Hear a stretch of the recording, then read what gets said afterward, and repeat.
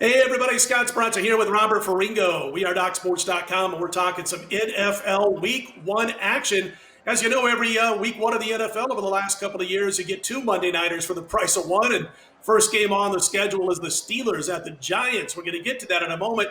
Hey, don't forget about that free $60 account. If you've yet to become a member or if you're brand new to DocSports.com, here's the deal. You click on the link below the video, you get yourself set up for a free $60 account. Consider it a great way to give Docs a trial run. What you'll be able to do is use those free $60 on any of Robert's daily picks, any of my daily picks, or anybody else over on the roster. Check it out. Get started. Click on the link below the video. Pittsburgh heading to the Giants, and we are looking at a line of Pittsburgh 3.5, total 48, almost 60% of the tickets coming in on the Steelers minus those points. Here's the thing for me, Robert. The question marks that come with Big Ben, the surgically repaired elbow, heavy trends on this one, all that kind of stuff, going to a certain, I think, mindset for a lot of people in this game. But first, the Steelers have been bankroll burners as chalk of late in Week 1 over the last decade. I mean, they're kind of one of those teams that takes a week or two to get going. They've now got a quarterback with that surgically repaired elbow that I mentioned, and also wanted to mention a trending situation that has been going on for quite a while now, that when Pittsburgh is road chalk, man, you just almost blindly, and I don't recommend that to anybody, but almost blindly play the under. They're 22-5 to the under as road chalk the last 27 times. What say you? I say that this total is absolutely too high. However, I'm not worried about the Steelers in this game. We're making this video in early June. If you like the Steelers in this game, bet it now, because this game is going to be at least 5 by kickoff of this game. I guarantee this number is going to skyrocket, as it should, to be completely honest with you. It's nice of the NFL schedule makers to give bettors a nice bailout game on Monday night in Week 1. Look, the Steelers are going to destroy the Giants. This game isn't going to be close. This number is going to go up. There's too many things pointing towards the Steelers in this one. I agree with you on Ben Roethlisberger in the long term, okay? But let's consider this. Pittsburgh went 8-8 last year with basically a wet mop and an orange traffic cone at quarterback for them, all right? They have one of the best defenses in football, and if they just get baseline competence out of their quarterback, they're going to be further ahead than the Giants are. It's about continuity, especially with this bizarre offseason that we've had. Since 1969, basically the entire Super Bowl era, the Pittsburgh Steelers have had 3 head coaches. The New York Giants are on their 4th head coach in 4 years.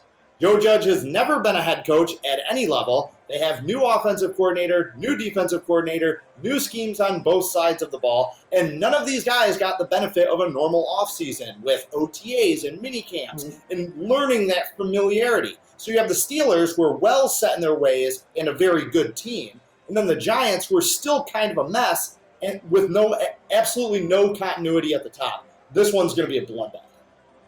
You know, it's funny how you said, 3 coaches in 50-something years. And that's the thing. I've talked about the Steelers organization over the last few years when I do radio and things of that nature. And I talk about, you think about organizations that know what they want to do for long periods of time.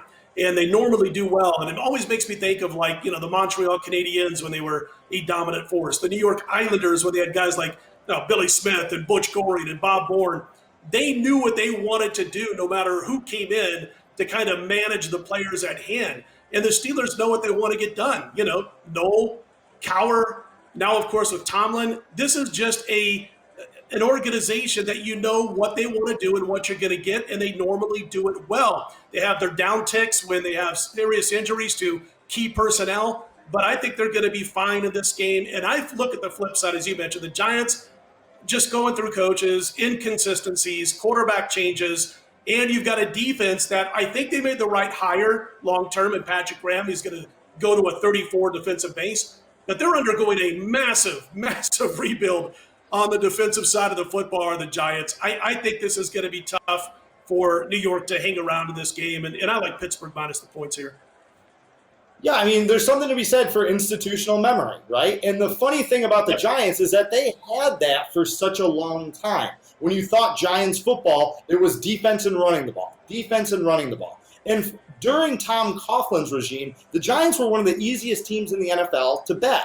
in games like this where they were underdogs and when they had no expectations, you take the Giants because they were going to show up and they were going to come to play.